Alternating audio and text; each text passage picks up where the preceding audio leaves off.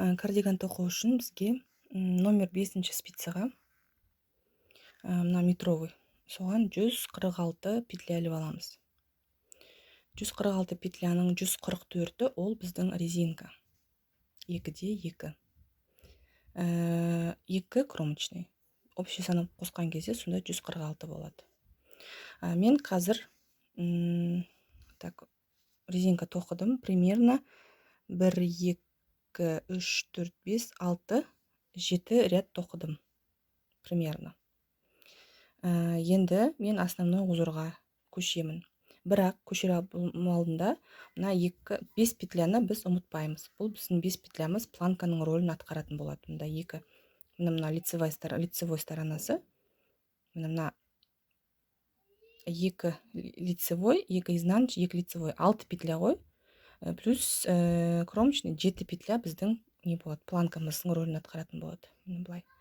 7 петляны осы тоқып болғаннан кейін резинканы ары қарай мына 8 петлядан бастап біз рис узорына көшеміз. То есть бір изнаночный, бір лицевой, екеуін алма-кезек алмастырып отырамыз. Теріс жағынан да, оң жағынан да сол кезде бізде рис узор пайда болады. Бірақ рис узорын тоқымас бұрын біз бір ряд изнаночный ряд тоқып аламыз. Содан кейін рис несіне көшеміз, узорына көшеміз. Примерно осындай болады нәтиже. Мына жерге мен 1, 2, 3, 4 рядтан кейін түймеге не жасадым, мындай тесік. Содан кейін мына жерде мына көрдіңіз, мына изнаночный рядқа біз көштік қой. Бір ряд изнаночный тоқып шықтық. Содан кейін біз мына рис узорына ауыстырдық. Сол кезде мындай не болады да, незаметно болады да. Примерно осындай болу керек. Енді осы узормен біз проймаға дейін тоқимыз. Примерно 34-30 сантиметр тоқсаңыздар болады. Смотря қандай длина сізге керек, ұзындығы қандай болу керек. Мысалы мен кішкене қысқалау жасаймын. Қысқа болғанда примерно ұзындығы бір 60-65 сантиметр болу қажет. Где-то сондай ұзындықта болады қысқа. Примерно осындай. Енді сол тоққанымыз где-то 30-35 сантиметр тоқимыз. Содан кейін бұны бөлеміз, 3-ке бөлеміз. Алдын, артын деп бөлеміз. Мен оған дейін сізге бір тағы түсіріп көрсетемін. Пока өстіп жалғастыра береміз. Бізде кардиган цельновязанный планка болғандықтан біз планкасын бірге тоқимыз.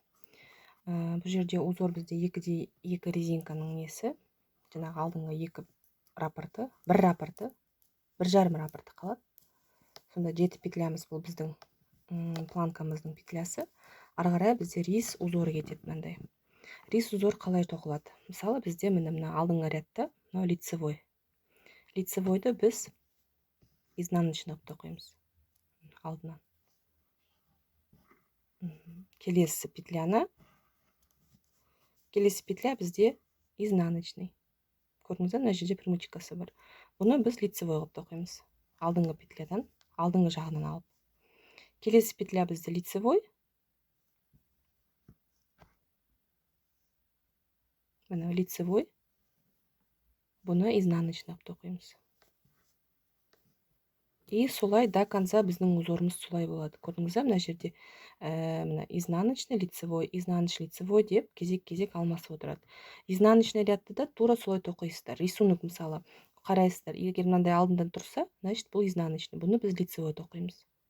А егер лицевой болса, оны біз мынаны көрдіңіздер, мынаны біз изнаночный тоқимыз. Солай бізде узор жалғаса береді.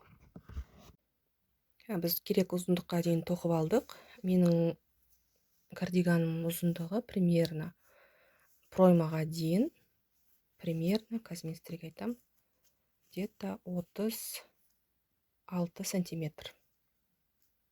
36 сантиметр. 35 даже. 35 сантиметр болды.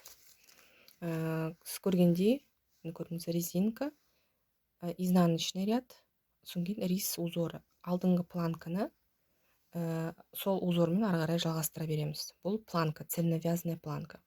Егер қалауыңызша түймеге орын салсаңыздар болады. Мен сияқты. Мысалы, мен мында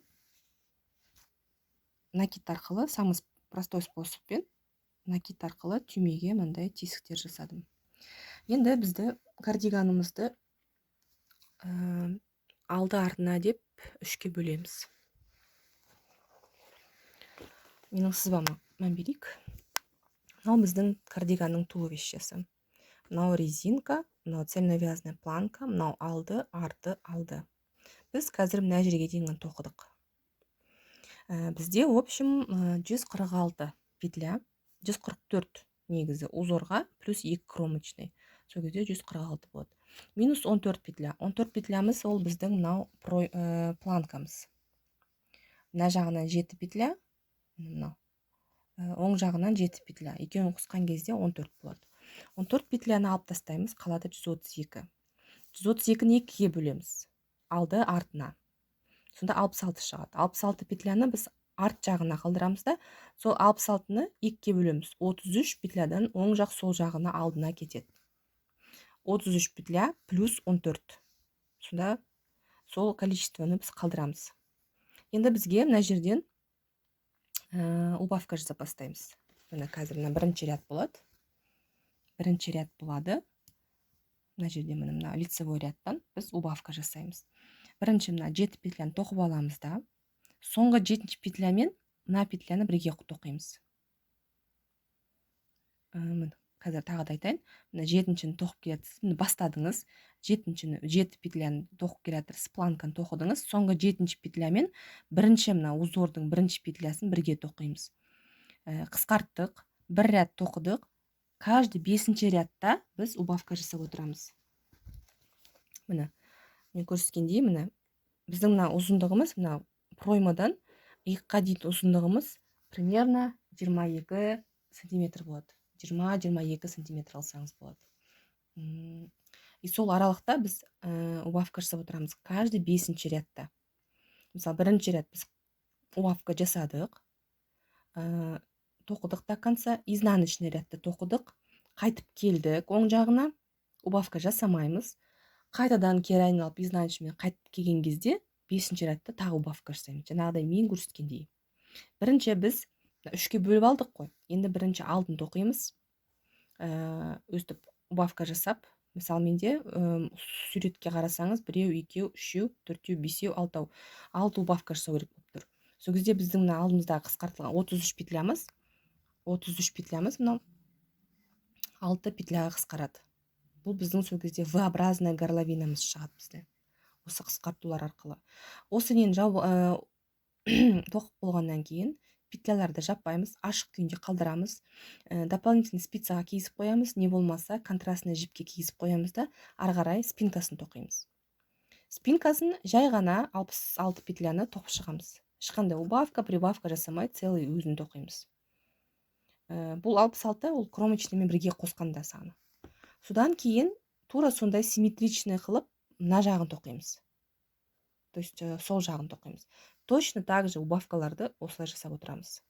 Екеуінің количествосы бірдей болу керек. Содан кейін мына екеуін бүктеп, мына жерге біз плечевой шов жасаймыз. Содан кейін планканы ары қарай круговую мен сізге көрсетемін оны ары қарай. Пока осыны жеке-жеке тоқып алайық. Біз қазір мына жерге келдік, убавка жасаймыз. Содан кейін қайтып айналып, мына жерден айналамыз. Мына 33 петляны тоқып болдық. Кері айналып, қайтадан келеміз. Тек қана мына алдын ғана тоқимыз. Мен мына 33 петлямды тоқып алдым. Енді мына, смотрите, қараңыздар. 33 петляны тоқыдық. Мына соңғы 33 петля. Енді ары қарай тоқымаймыз, кері айланамыз. Кері айланамыз да, қайтадан сол 33 петлямызды кері тоқимыз.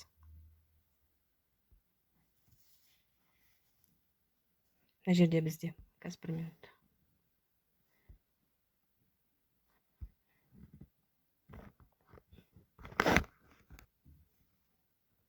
Мына жерде мына қараңыз, мына лицевой петлямыз болып қалды. Соны кері айландырып аламыз да, қайтадан орнына қоямыз да. И по рисунку мына қазір мына лицевой болып тұр. Соны біз изнаночный тоқимыз.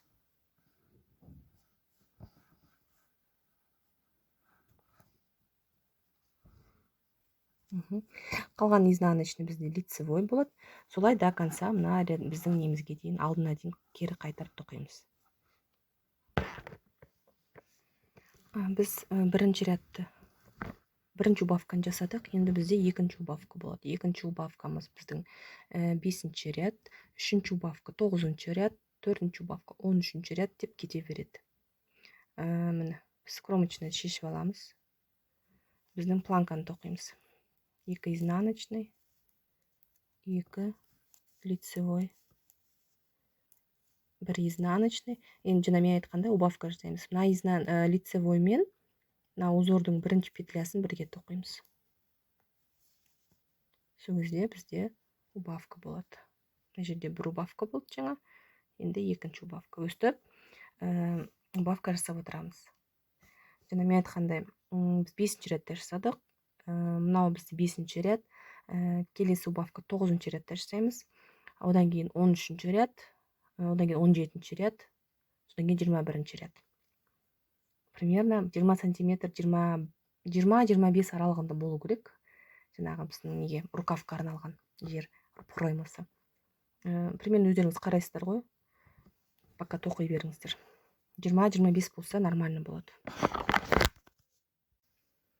Мен бірінші алдын тоқып болдым. Примерно 21 сантиметр болды. В общем, убавка менде 9 рет болды. Мына рядтар номерін жазып қойдым. 5-ші, 9-ші, 13-ші, 17, 21, 25, 29, 33, 37 деген рядтарға 9 рет убавка жасадым.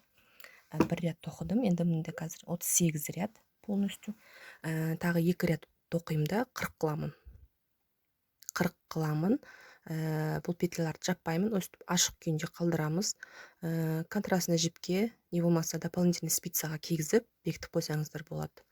Оны сосын плечевой шовты қалай тігіп көрсетеміз. Енді бізге қалғаны спинка тоқимыз.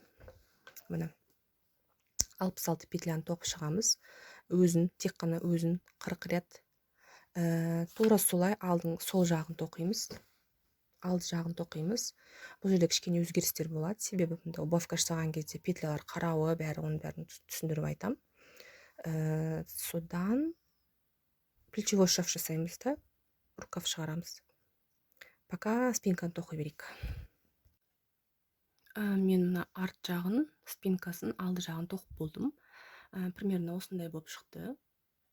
Мына біздің горловина, мына жердің бәрі убавка. 9 рет убавка жасаған кезде осындай болады. Мына бізге рукавқа арналған жер. Так, енді мен сіздерге мына сол жағын қалай тоқу керек екенін көрсетемін. Бұл жерде уже убавка деген басқашалай болады, кішкене өзгеше болады. Надан себебі петлялардың бізге қарап тұрғаны, мен екеуі жақпен бірдей болу керек. Сол үшін мен қазір осы жерден 1-2 рет көрсетем. Содан кейін тура солай етіп біз 40 ряд тоқып шығамыз да. Плечевой шов жасаймыз. Біз алдыңғы жақтың сол жағына кірістік. Біз мысалы оң жақтан бастаған кезде оң жағынан бастадық қой, осы направлениедан. Оңнан солға қарай. Сол направлениемен алдыңғы жақтың сол жағын тоқимыз. Енді мен сізге қазір убавка жасауды көрсетемін. Қазір до конца тоқып алайын.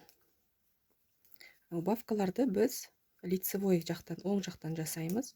Және де тура симметрично оң жақты тоқығандай тура солай етіп сол рядтарда жасаймыз. Енді қараңыз, міне біздің мына планканың 7 петлясы, мына соңғы жаңағы алдыңғы жақтың соңғы петлясы.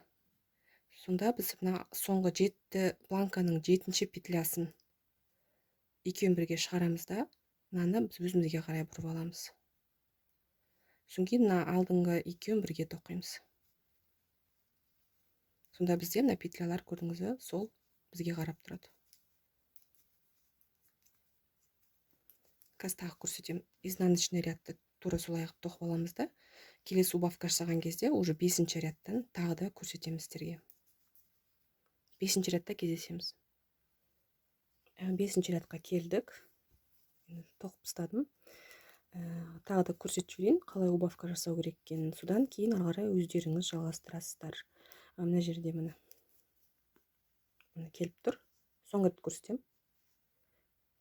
Так, міне 7 петляны санап аламыз. Екеуін бірге шығарамыз да, соңғы петляны былай бұрып аламыз. Содан екеуін бірге тоқимыз. Сол кезде міне петлямыз бізге қарап тұрады, өзгермейді. Егер біз былай просто, мысалы өз қалпына келтірейін. Егер просто былай тоқи салсақ, көрдіңіз бе? Петлямыз айналып кетеді. Сонда ол уже көрініп қалады, қате екені. Сол себепті петлямызды айландырып бізге қаратып аламыз. Екеуі симметрично бірге қарап тұруы тиіс.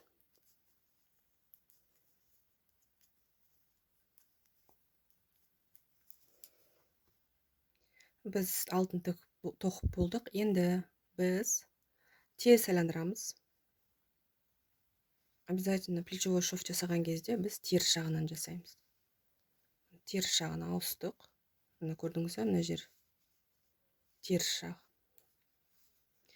Жібіміздің кончигін ұзын қылып қалдырып қойғанбыз. Алдында мен айтуға ұмытып кетіппін сіздерге.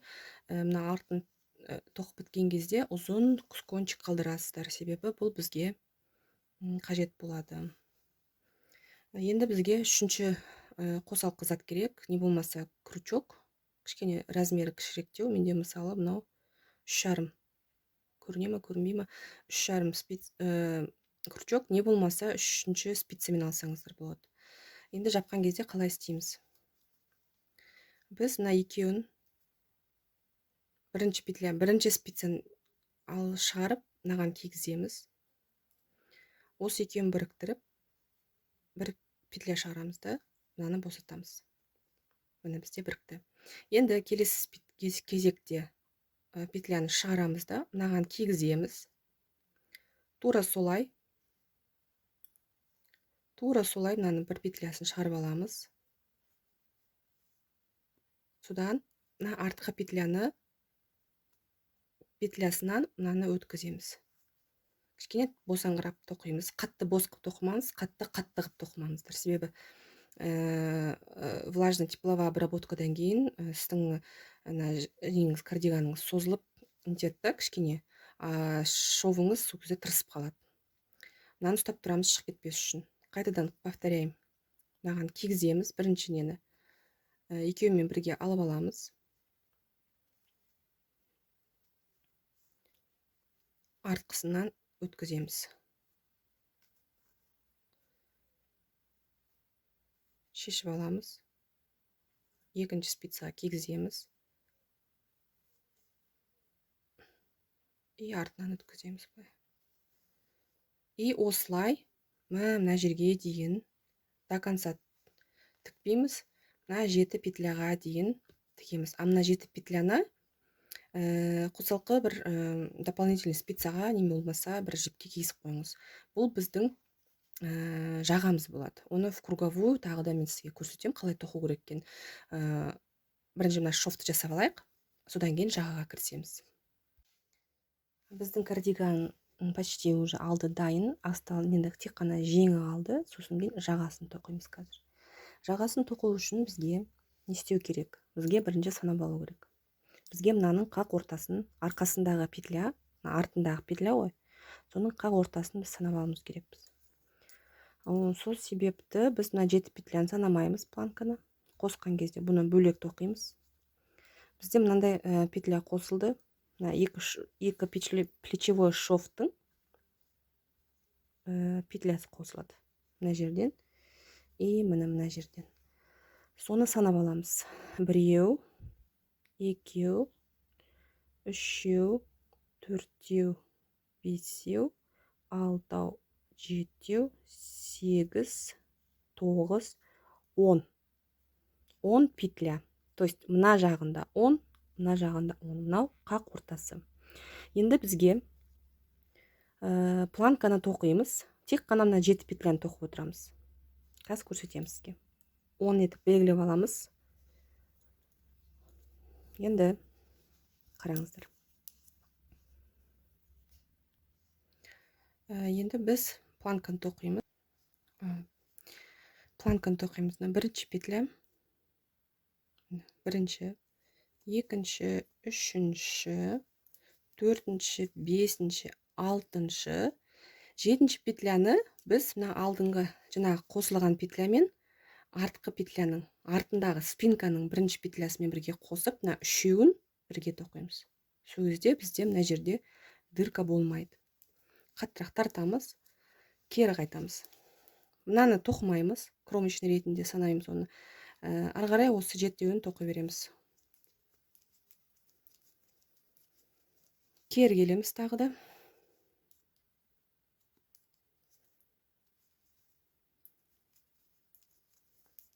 Міне 5-еуін тоқыдық. 6, 7-ші петлямен мына артқы жақты спинканың жаңағы біз санаған 20 петляның келесісін аламыз. Қайтадан кері айналамыз.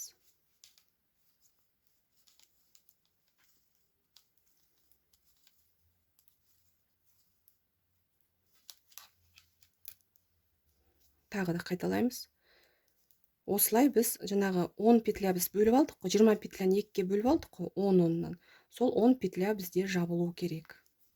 Міне көрдіңіз бе? Жаңағы біздің воротнигіміз былай мына жерден спинканың алдынан өтеді, былай қарай. Қақ ортасына шейін 10 петляға дейін тоқып аламыз. Петлялар жаппаймыз, ашық күйінде қалдырамыз. Содан кейін мына жерді тоқимыз. Тура солай қылып, содан кейін екеуін былай кездестіреміз, мына арт жағында. Мына екеуі былай кездеседі бір-біріне. Былай, мынау да былай шығады, мынау да былай шығады. Соны тура мына плечевой шов сияқты бүйтіп тіге саламыз. Сонымен кардиган дайын. Жеңге кірісе бола береді уже. Міне біздің планкамыз дайын. Бұл цельновязанная планка деп аталады. Мына жерде жаңағы осы тек қана осы 7 петляны тоқып отырып, артқы жақтың спинканың жаңағы қалған ашық петляларын іліп отырып, өстіп планканы артқа қарай шығаруға болады. Мына жердің екі жағын бірдей қылып санап аламыз. Қақ ортадан түсу керек. Жаңағы екеуін мынаны былай тоқып келіп мына жерін бітірдік қой. Содан кейін мына екінші жағын бастаймыз. Соң мына жерде тұрған 7 петляны, мына 7 мен мына 7-ні екеуін мына плечевой шов тіккен сияқты тура солай тігеміз. Қазір біз біраздан кейін артық қалған жіптердің бәрін алып тастаймыз. Мен жең тоқып шықтым. Жең тоқу оңай. Мынандай манжеті болады, 2-2 резинкамен. Ешқандай убавка, прибавка жасамай, тек в круговую айналдыра отырып тоқисыз. Так, жең тоқу үшін бізге мынандай спица қажет болады, сороковка кішкентай. Содан кейін мына біздің жеңіміздің кардиганымыздың мына екі жағына біз қалдырдық қой. И осы жерде мына кромочный петля бар. Осы кромочный петля арқылы айналдырып біз былай 45 петля алып аламыз. 45 петля алғаннан кейін айналдырып осы рис узормен тоқи береміз. Ешқандай прибавка, убавка жасамаймыз, тек қана айналдырып 45 петлямызды айналдырып тоқимыз. Примерно 36 сантиметр тоқимыз. 36 сантиметр менде 76 не болды, ряд болып шықты. Содан кейін убавка жасаймыз. Біз мына 45 петлядан 28 петля шығаруымыз керекпіз. 25 петля дегеніміз, ол мен алдымда мына астыңғы манжетті өзім кистім айландырып, білегіме айландырып, бүйтіп өлшеп алдым да, и қанша петля шығатын санадым. Сол петляны мына жерге шығардым. 45-тен 28 петля жасаймыз. Онда қалай жасау керек екен, мен сізге айтамын. Мына жерде мені көрдіңіз, бір ряд изнаночный ряд басталды. Жасадым. Мына узор біткеннен кейін бір ряд изнаночный, содан кейін резинкаға көштім. Енді рукавты қалай жасау керек екенін көрсетіп жіберейін сіздерге. Примерно қалай басталады. Негізі рукав тоқу, жеңін тоқу өте оңай. Рукавқа кірісеміз. Кіріскен кезде біз мына астынан алып отырамыз. Пройма жақтан аламыз. Соңғы мына жерден алмаймыз. Мені қарап көрдіңіз бе? мына астынан біріктіріп алуға тырысамыз, себебі мына жерде тесіктер қалмауы керек. Содан кейін міне бірінші петля мына жерден, мына екеуінің ортасынан. Егер ыңғайсыз болса, крючокпен бірінші албасаңыздар болады. Бірінші петля, содан кейін екінші петля.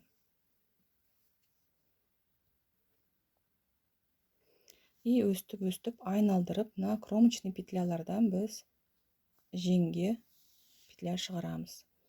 45 петля.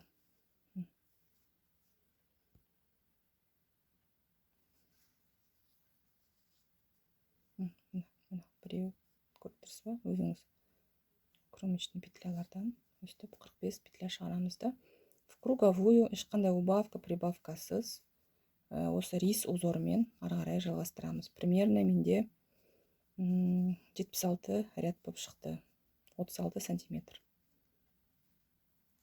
Осылай жалғастырамыз. 36 сантиметр тоқып алыңыздар, содан кейін манжет жасауға кірісеміз. Егер сізде ровно 45 петля шықпай жатса, мысалға менің расчетым бойынша планканың арты мен алдына 40 рядтан тоқысаңыздар, пройманың высота пройма дейді ғой, 40 ряд тоқысаңыздар, онда сізде мен сияқты шығу керек. 45 ряд деген, 45 петля дегеніміз, ол біздің жаңағы кардиганның жеңі ширинасына байланысты жасадым мен, себебі осы кардиганның жеңі осындай қалың болған мен қаладым.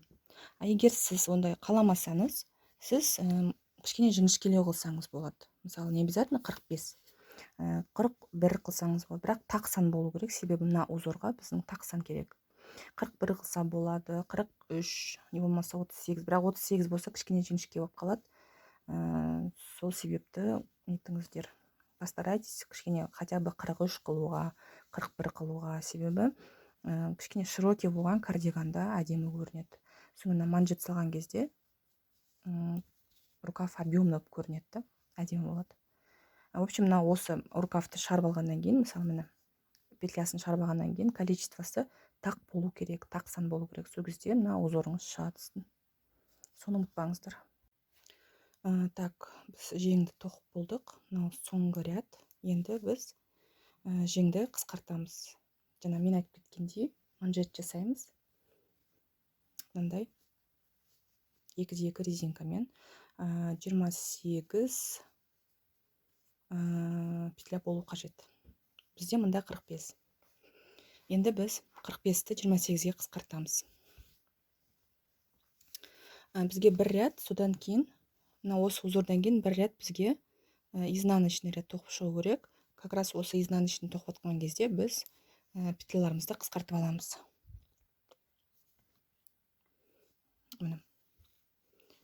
Санап отырамыз.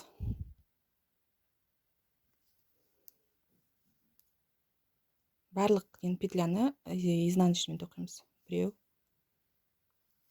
2, 3, 4, 5. Алтыншысын екеуміз біреу тоқимыз. 1. 6 болды. 7, 8, 9, 10, 11.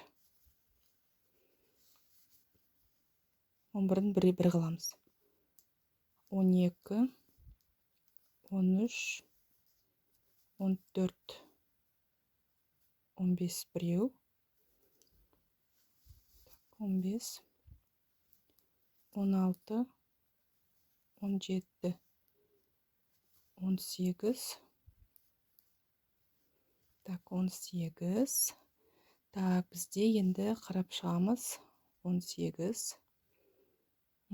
Так, 18, 1, 2, 3, 4, 5. 18. Так, 19. 20. Мына жерде бізде 1, 2, 3, 4. Так, мынаны онда санап отырамыз, қадағалап. 20 болды. Ары қарай 8-ін. Жерде 8 қалды как раз. Мына екеу бірге осымен бастадық қой. міне 1 2 3 4 8. Мен 28 болады.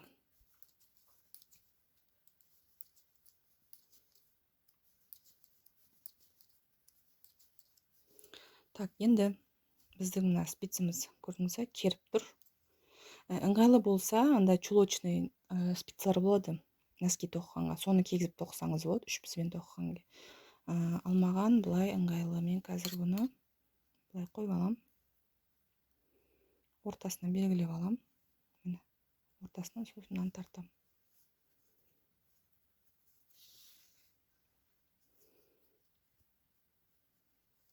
Енді біз жаңағы резинкамыздың узорына көшеміз. Мына спицаны былай тартамыз. Қатты до конца тартпаңыз, кішкене мына жерде ұстап тұрасыз. Міне көрдіңіздер, мына саусағыңызбен. Енді 2 изнаночный. Мына петляны, бірінші петляны қатты тартамыз. Себебі мына арасы ашық болып қалады. 2 изнаночный, 2 лицевой. Изнаночный, 2 лицевой. 2 изнаночный, 2 лицевой. Енді мына жерде біздің петляларымыз бітті. Енді мынаны тартып, екеуін алмастырамыз. Орын. Ыңғайлы етіп петляларымызды жинап аламыз бір орынға. Тартамыз мына жібімізді. Себебі мына петлямыз біздің ашық болмау керек. Так, мына жерде бізде 2 лицевой болды ма, енді 2 изнаночный. Білем, бұл ыңғайсыз болады бастапқы кезде, сол үшін чулочный спицамен тоқысаңыздар болады. Прямые. Или тағы бір үшінші бізді қосып, 3 бізбен тоқысаңыз болады.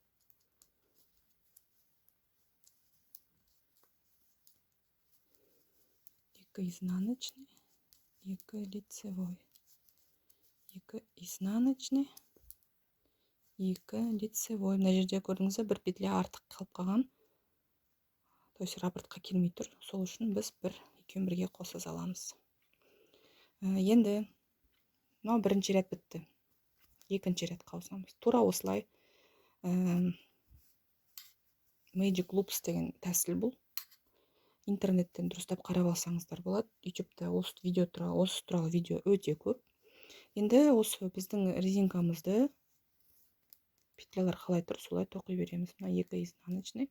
Бірақ мына екеуінің басында, начале, ең басында петляларыңызды қатты тартыңыздар, себебі тартпасаңыздар тоқ біткен кезде андай не болып қалады, арасы ашық болып қалады. Мынау екінші рет біздің.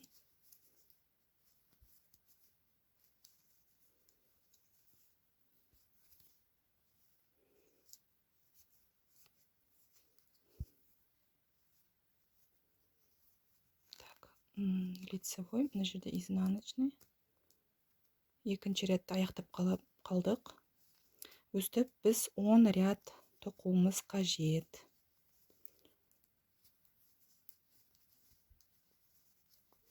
Мынау екінші рет.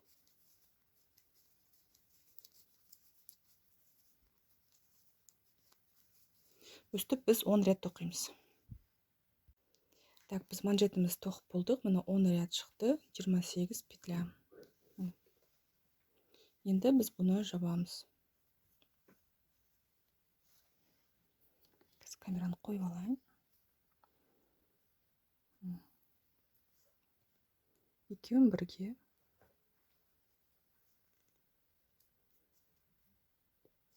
тартамыз кішкенесін. Содан кейін накид тоқимыз. Накидті шығарамыз. Тартамыз. Екіншін шығарамыз. Накид.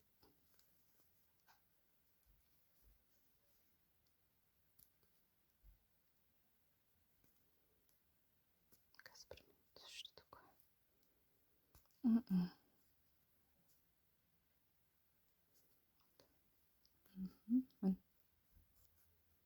Накид. Мына жерде бізде изнаночный. Накид жасаймыз да, бұны изнаночный тоқимыз.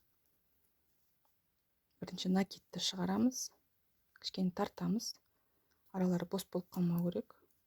Содан кейін артқы жақтағы петляны шығарамыз. Қайтадан накидті іліп аламыз, тартамыз, сосын мынаны шығарамыз. Осылай до конца петляларымыздың бәрі біткенше өстіп жауып шығамыз. Сол кезде бізде, сізге қазір көрсетемін, примерно мынандай косичка болады, әдемі.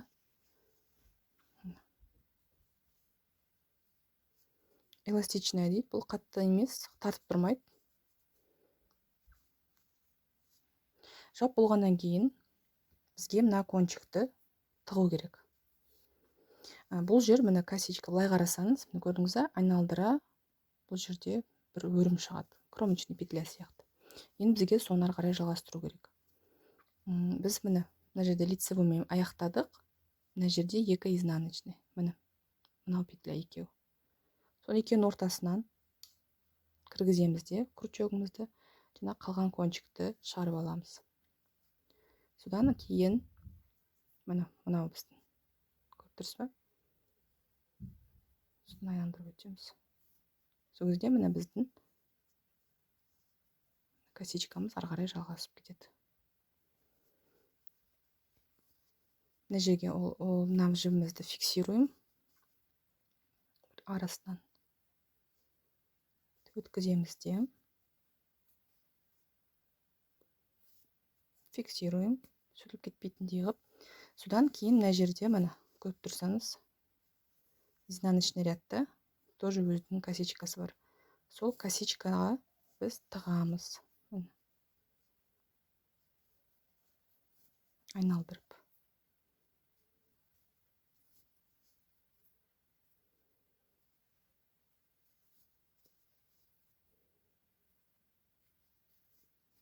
Айландырып до конца, кішкене 4-5 неден кейін мына жібіміз, көрдіңіз, неше қабат, 5 қабат примерно болады.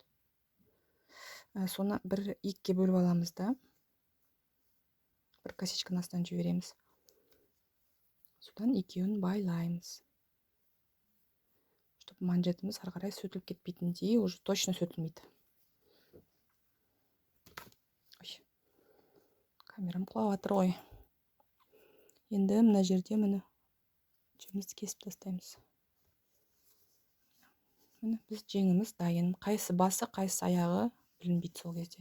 Енді өстіп, мен көрсеткендей, кончикта қалған жіптеріміздің бәрін изнаночный жақтан көрсетпей, бәр жерге, мына жіпті мысалы айландырып, мына жерден, потом мынаның ішінен айландырып байлап қоямыз.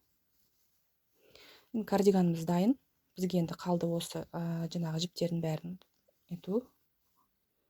тығып көрсетпеу, мынаның бәрін алу. Содан кейін ВТО жасаймыз. ВТО дегеніміз ол влажно тепловая обработка. Жусаңыз болады, стиралкаға салып 30 градуста жидкий не қосып, жаңағы для стирки жидкий порошок қосып жусаңыз болады. Кептірген кезде горизонтальный жатқызып кептіресіздер. Не болмаса үтіктің жаңағы максимальный парына қойып, бүйтіп жай слегка үстіне, мынаның үстіне марляны 4 қабаттап қоясыз, не болмаса пеленка, детский полотенце қойып, бір үтік басып шығасыздар. Былай үтік түймейсіздер, тек қана былай басып, парын шығарып, үстіне өткізесіздер. Сонымен сіздің кардиганыңыз дайын. Мына жерге түймелігін ілеміз, сонымен дайын киіп көрсеңіздер болады. Мен кардиганды бітірдім. Мынандай кардиган шықты, түймесін тіктім. Енді осы кардиганды бір кішкене әсемдеу үшін мен аппликация жасаймын. Аппликация бізде гүл болады. Қазір трендте аппликация деген. Мен ондай көк цветпен осы сары цветті екеуін бірге алмастырып гүл жасаймын. Ортасын сары қыламын, гүлдің жаңағы лепестоктарын осындай көк қыламын. Неге көк? Себебі бұл кардиган мынандай сары түспен көк түс араласқан кроп топпен бірге жүретін комплект болады. Бұл кроп топ. Тоже тоқылған. Осындай кроп топ менде вязаный. Енді осыған біз гүл жасаймыз.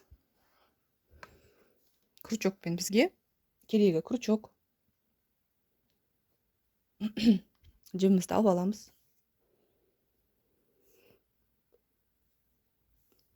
Мына ұшын, жаңағы кончик дейді ғой. Кончикті алақанымыздың астына аламыз да, алдын аламыз да, саусақпен ұстап тұрып, айналдырамыз рабочий жібімізді. Айналдырамыз да, мынау саусақпен ұстап, мына жерден, сол айналдырған жіптен мына петлямызды шығарамыз да, скользящая петля жасаймыз. Мынау біздің скользящая петля. Мына жіп тартқан кезде біздің скользящая петля жаңағы жабылады. Енді бір петля, воздушный петля. Енді осы кольцоның ішінен біз 8 болу үшін 7 воздушный петля жасаймыз. Осы кольцо арқылы шығарамыз. Бір петля. Мынау уже біз жаңағы воздушный уже бір деп саналады. Мынау екінші. 3, 4, 5, 6, 7. Мынау біздің 7-ші петля. Енді мына кончигімізді жаңағы соны тартқан кезде, қат тартқан кезде біздің скользящая петля жаңағы көрдіңіз бе бекітілді. Енді мына бірінші воздушный петляны осыған астынан кіргіземіз де.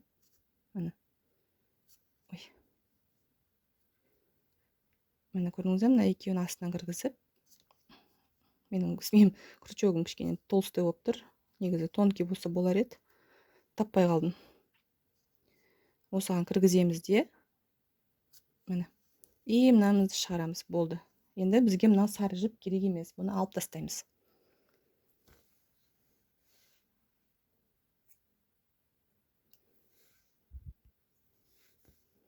Мына жерде енді екі кончикті бізге мешать етпеу үшін біз бұларды байлап, фиксировать етіп, жаңағы центрге қарай кішкене былай байлаймыз да, 2 рет. Жіпті алып тастаймыз. Бұл бізге кончик уже керек емес. Біз енді басқа түске көшеміз. Мынау біздің гүліміздің ортасы.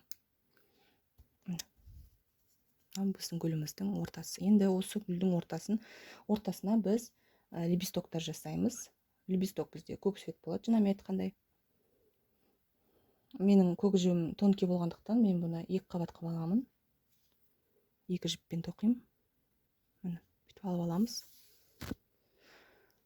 Енді бізге әр мына жерден лепесток шығарамыз. Жаңағы любой қалаған жеріңізден шығарып аламыз. Жіпімізді алып, бір петля шығардық. 2, 3.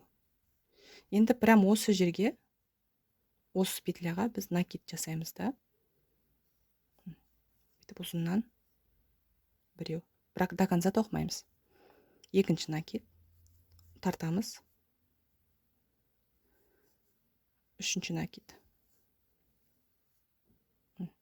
Біздің крючокта енді 4 петля. Бұл пышный столбики деп аталады. Енді осыдан біз бір петля шығарамыз. Төбеде біреусін бекіттік. Енді бұған мен пико жасағым келіп тұр. Лепесток болу үшін. Пико дегеніміз 3 петля, 3 воздушный петля. Енді сол основание мына жерге біз тағы нетеміз. Қайтарып келеміз. Соединительный петля жасаймыз. Тартамыз да. Енді біз қайтадан астына көшуіміз керекпіз. 3 воздушный петля, 1, 2, 3. Енді мына основаниемізге қайтадан келеміз. Соединительная петля. Тартып бекітеміз. Мына біздің бірінші лепестогымыз дайын.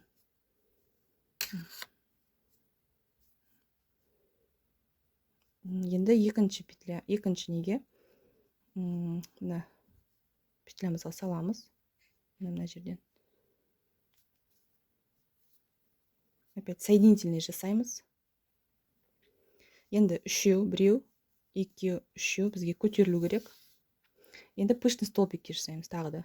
Осы жаңағы бірінші петляға накид тартамыз, ұзындық бірдей қыламыз и іліп аламыз. До конца шығармаймыз. Екінші столбик пышный, екеу, үшеуден жасап отырамыз. Сонда бізде мына жерде төртеу болады. Төртеуін шығарып бір қыламыз. Воздушный, соединительная петля, 3 воздушный, екеу қылайықшы, 3 қылған. Что не көрінеді, грубо көрінеді екен. Содан кейін мына жерде мына основаниясы бар ғой, осыған кіргізіп.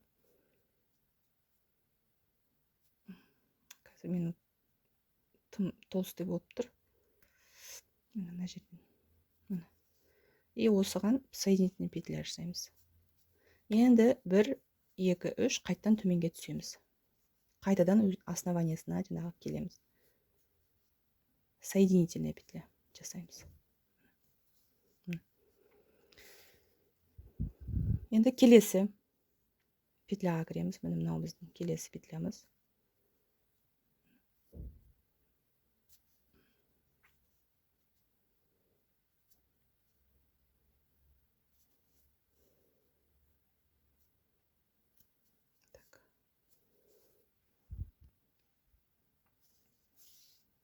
Келесі тағы да 3 петля көтерілеміз.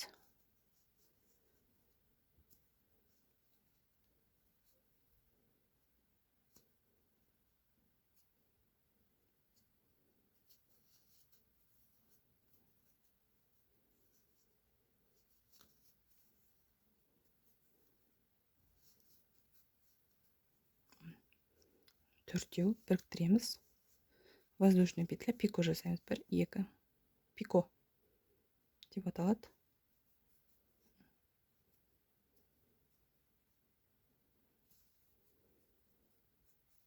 Қайтадан астына түсеміз.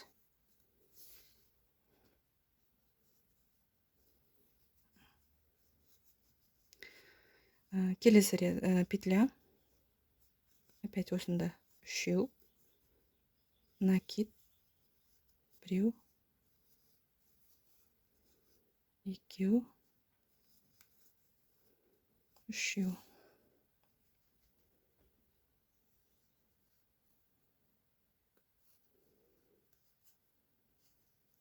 1, 2. Пикосыз жасасаңыз да болады. Ол кезде уже төбе жағы не болады. Дөңгелекше. Оны қазір екінші неде гүл жасағанда жасаймыз. 1, 2, 3.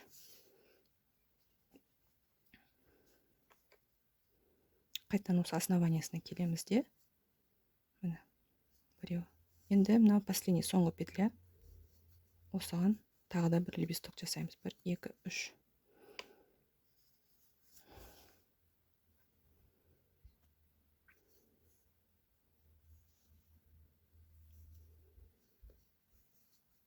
Екеу. Үшінші соңғы.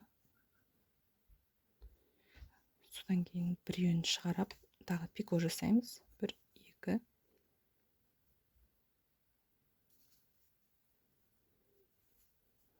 Бір, 2, 3. Астына түсеміз де. Мына жерде біз бекітеміз. Міне былай шығардық. Енді мына арасын біз бекіту үшін.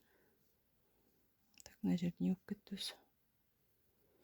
Мына жерге міне көрдіңіз бе, мына бірінші лепестоктың астына кіргізіп, 2 петляны біріктіре саламыз. Сол кезде біздің мынандай гүліміз шығады. Жіпті кесеміз де.